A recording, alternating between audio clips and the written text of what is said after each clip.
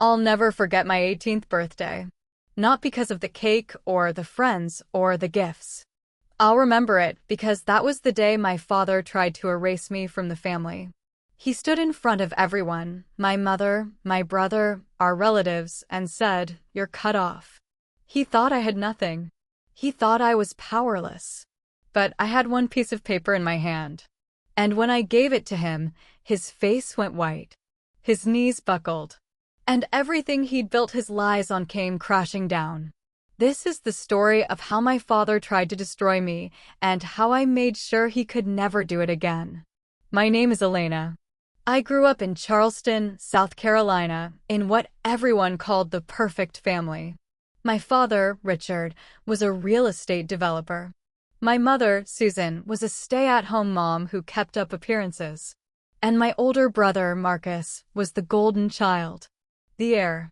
The one who could do no wrong. I was the afterthought. From the time I was little, I noticed the difference. Marcus got the new laptop for school. I got the hand-me-down. Marcus got driving lessons in Dad's BMW. I had to take the bus. Marcus got college funds, internships, connections. I got lectures about being grateful. I remember one Christmas when I was 12. Marcus unwrapped a brand new gaming console, a laptop, designer clothes, and an expensive watch. I got a generic sweater from a discount store and a used book. When I asked my mom why there was such a difference, she just said, "Your brother has different needs, honey. You understand, right?" I didn't understand. But I learned not to ask. At family dinners, my father would talk endlessly about Marcus's achievements. Marcus made the varsity team. Marcus got accepted into the honors program. Marcus is going to take over the business one day. When I brought home straight A's, my father would glance at my report card and say, "Good. That's what's expected." No praise. No pride. Just expectation. My mother was no better. She was always worried about what people thought. About appearances. About maintaining the image of the perfect family. And I didn't fit into that image the way Marcus did. I was quieter. More reserved. I liked reading and building things instead of socializing at country club events. "Why can't you be more like your brother?" she'd say. "He knows how to make people feel comfortable." I felt invisible. Like a ghost in my own home. But there was one person who saw me. Really saw me. My grandfather, Thomas. Grandpa Thomas was my mother's father. He was a self-made man who'd built a small but successful construction company from the ground up. He was tough, practical, and didn't care about appearances. He cared about character. Every Saturday, I'd go to his house. He lived in a modest home on the outskirts of town with a massive workshop in the back. That workshop was my sanctuary. He taught me everything. How to use a drill. How to read blueprints. How to fix a broken engine. How to think critically and solve problems. "Elena," he'd say, wiping grease off his hands, "you've got something your brother doesn't. You've got grit. You've got a mind that doesn't quit. Don't ever let anyone make you feel small." He was the only one who ever told me I mattered. When I was 14, I built my first piece of furniture, a small wooden bookshelf. It wasn't perfect, but I was proud of it. I showed it to my parents, excited. My father barely looked up from his phone.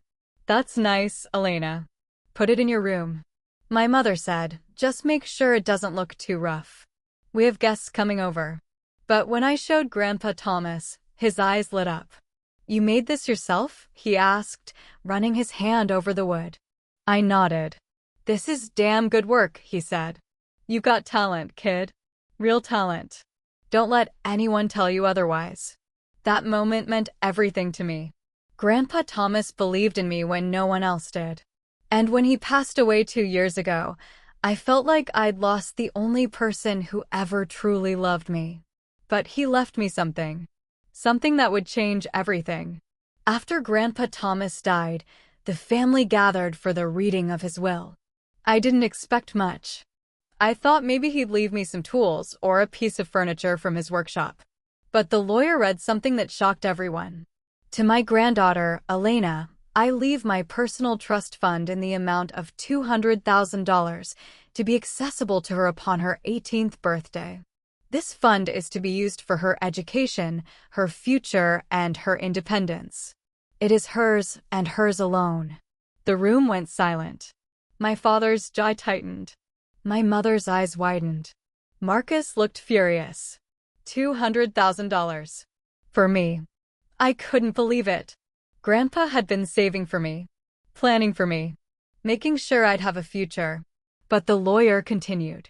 Until Elena turns 18, her parents, Richard and Susan, are named as temporary trustees. They are to manage the fund responsibly and ensure it remains intact for her use. My father's expression shifted. I saw something flicker in his eyes. Something dark. At the time, I thought it was just surprise. But looking back, I realized it was something else. Greed. In the months leading up to my 18th birthday, my father's behavior changed. He became controlling, obsessive. He started asking me questions about my plans, my goals, my future. What are you going to do with that money, Elena? Have you thought about investing it? You know, you're not experienced with finances. You could lose it all if you're not careful. He'd bring it up constantly. At dinner. In the car. Even in passing conversations. And then came the paperwork. About 3 months before my birthday, my father called me into his office. It was a Saturday afternoon. He closed the door behind me and gestured to the chair across from his desk. Sit down, Elena. We need to talk. I sat, feeling uneasy. He slid a thick stack of documents across the desk. This is a financial management agreement, he said, his tone businesslike. Since you're about to turn 18 and gain access to your grandfather's trust, we need to make sure everything is handled properly. I looked at the papers. They were filled with legal jargon I didn't understand. Words like fiduciary assignment, power of attorney, asset management, irrevocable consent. What is this? I asked. It's a safeguard, he said. You're young, Elena. You don't have experience managing this kind of money. This agreement allows me to continue managing the trust for another 2 years, just until you finish college. Then it's all yours. But Grandpa wanted me to have it when I turned 18. And you will have it, he said smoothly. This doesn't take it away from you. It just ensures it's managed properly. You'll still have access. You'll still be able to use it for school. But I'll oversee the investments, the withdrawals, the allocations. That's what fathers do. We protect our children. Something felt wrong. My gut was screaming at me not to sign. I need to think about it, I said. His smile vanished. Think about it, he repeated, his voice cold. Elena, this is for your own good. Your grandfather may have trusted you, but he didn't know what I know. You're not ready for this responsibility. I just need some time, I said, standing up. Fine, he said sharply. But don't take too long. This needs to be finalized before your birthday. I left his office feeling sick to my stomach. 2 days later, I got a call from a number I didn't recognize. Is this Elena? A man's voice asked. Yes. Who's this? My name is David Brennan. I'm an attorney with Brennan and Associates. I was your grandfather's lawyer. My heart skipped a beat. I'm calling because something has come to my attention, he continued. Can you meet me in person? It's important. I agreed. We met at a coffee shop near my school the next day. David Brennan was in his 60s, with gray hair and sharp eyes. He got straight to the point. Elena, your father has been attempting to gain permanent control of your trust fund. I felt my blood run cold. What? He opened a folder and showed me documents. 3 months ago, your father filed a petition with the probate court. He's claiming that you are mentally and emotionally unfit to manage your own finances. He submitted falsified psychological evaluations, forged signatures, and fabricated medical records. He's trying to have himself named permanent trustee, meaning you would never have access to that money. I couldn't breathe. He's been siphoning funds as well, David continued. Over the past year, he's withdrawn nearly $40,000 from the trust. He's used it to cover personal debts, failed business investments, and expenses that have nothing to do with you. How is that possible? I whispered. As temporary trustee, he had access. He abused that access. And now he's trying to make it permanent. Tears welled up in my eyes. Why would he do this? David's expression softened. Because your grandfather knew your father's character. That's why he set up the trust the way he did. He wanted to make sure you had something that your father couldn't touch. But your father saw that money as his. And he's willing to destroy you to keep it. I felt like the ground had been ripped out from under me. What can I do? I asked. We've already filed a counter-petition, David said. The court has launched an investigation. And based on the evidence, we've referred the case to the district attorney's office. Your father is going to face criminal charges, fraud, embezzlement, forgery. When? Soon. But Elena, you need to be prepared. When this comes out, your family is going to fall apart. I nodded, wiping my eyes. I want him to pay for this, I said. I want everyone to know what he did. David handed me a document. This is a legal notice summarizing the findings. When the time is right, you can use it. But be careful. Your father is dangerous when cornered. I took the paper and folded it carefully. I knew exactly when I was going to use it. The days leading up to my 18th birthday were unbearable. My father kept pressuring me to sign the financial agreement. My mother started avoiding me. Marcus made snide comments every chance he got. You really think you're special, don't you?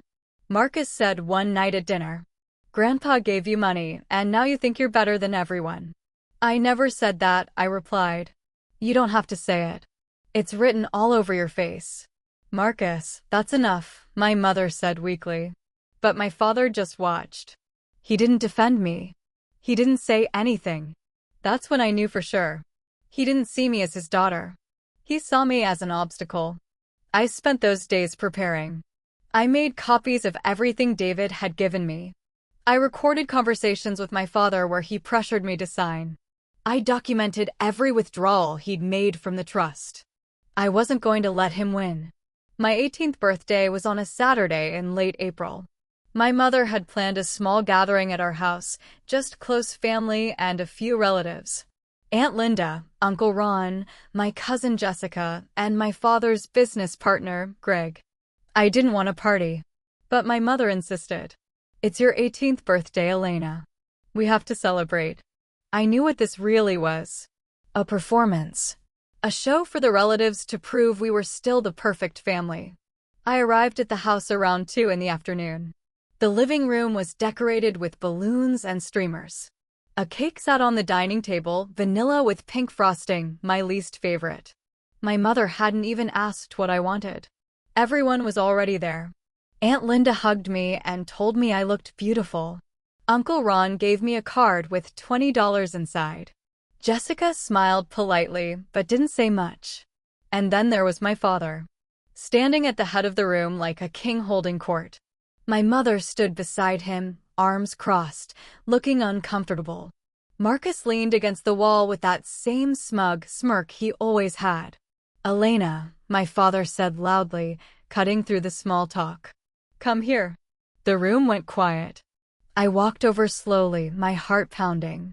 Today you turn 18, he said, his voice carrying through the room. You're an adult now. And as your father, I think it's time we had an honest conversation. I could feel everyone watching.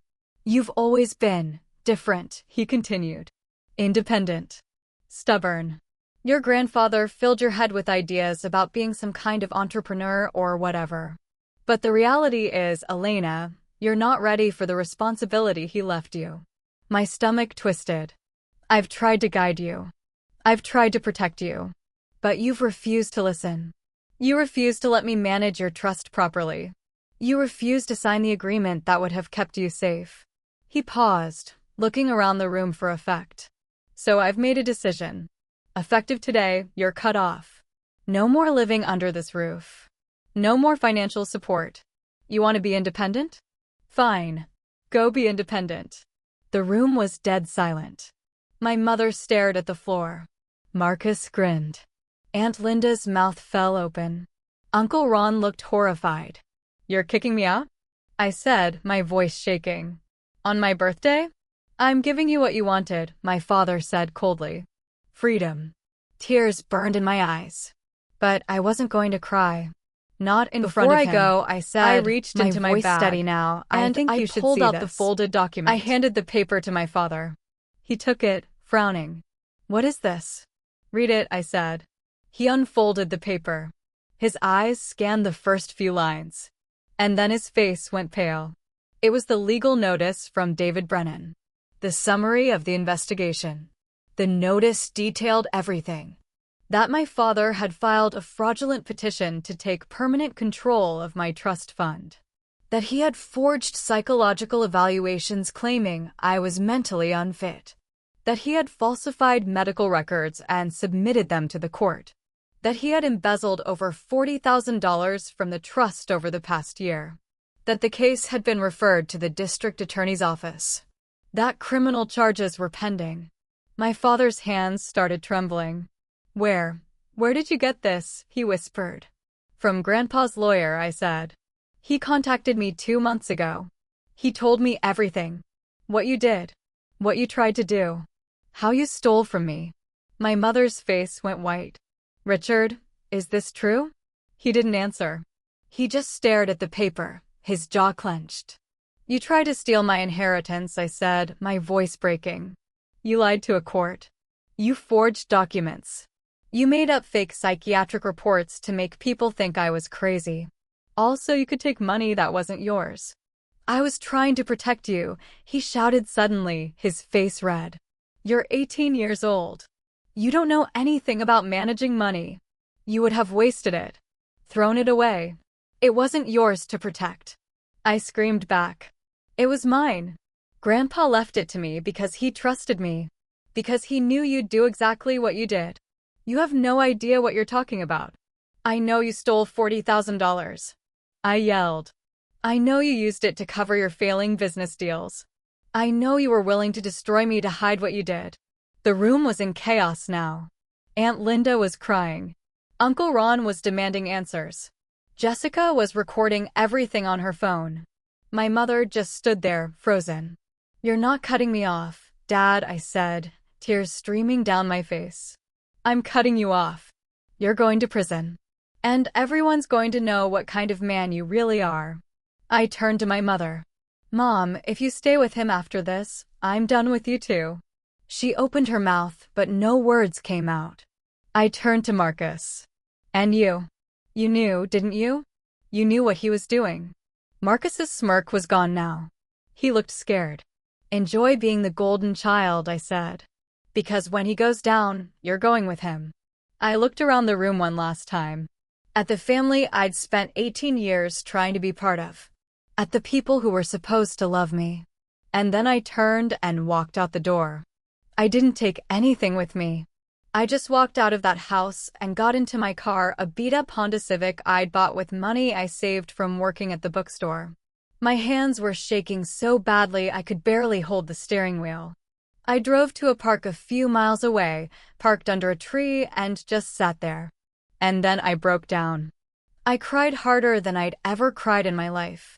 For the family I'd lost. For the father I'd never really had. For the childhood I'd spent trying to earn love that was never going to come. But underneath the grief, there was something else. Relief. I was free. For the first time in my life, I didn't have to pretend. I didn't have to try to fit into a family that didn't want me. I didn't have to beg for scraps of affection. I was done. My phone buzzed. It was a text from Aunt Linda. "Elena, I'm so sorry. I had no idea. If you need anything, please call me." Then another text from Jessica. "That was insane. Are you okay? I'm here if you need to talk." And then one from my mother. "Please come home. We need to talk about this." I didn't respond to any of them. Instead, I called David Brennan. "It's done," I said. I showed him the notice. Everyone saw it. "Good," David said. "The DA's office will be moving forward within the next few days. Are you safe?" "I'm fine. I'm not going back to that house. Do you have somewhere to stay?" "I'll figure it out." "Elena, David said gently. You did the right thing. I know it doesn't feel like it right now, but you did. Thank you, I whispered. I hung up and sat in silence. My phone kept buzzing. Messages from relatives. From family friends.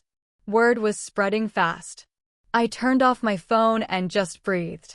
I stayed with Aunt Linda for the first few nights. She lived alone in a small house on the other side of town. She didn't ask a lot of questions. She just gave me a room, made me food, and let me breathe. Your father always had a cruel streak, she said one night over tea. I saw it when he and your mother first got married. The way he'd belittle people. The way he always had to be in control. I just never thought he'd turn it on his own daughter. Mom's still with him, I said bitterly. Aunt Linda sighed. Your mother's scared, Elena. She's been scared her whole life. Scared of being alone. Scared of what people think. She's not strong like you. I don't feel strong. But you are. You stood up to him. You fought back. That takes guts. I stayed with Aunt Linda for about a week. During that time, the legal process moved forward rapidly. The district attorney's office filed formal charges against my father: fraud, embezzlement, forgery, and perjury. The local news picked up the story. My father's business partners started distancing themselves. Clients canceled contracts. My mother finally called me. Elena, please. Come home. We can work this out. There's nothing to work out, Mom. He tried to steal from me. He lied. He broke the law. He was trying to protect you. No, he wasn't. He was trying to protect himself. And you know it. She was silent for a long time. If you testify against him, you'll destroy this family, she said quietly. He already destroyed it, I said. And I hung up. With David's help, I regained full control of my trust fund. The court ordered my father to repay every cent he'd stolen, plus interest and penalties. The total came to nearly $50,000. My trust fund, which had been $200,000, was now worth $247,000 after restitution and penalties.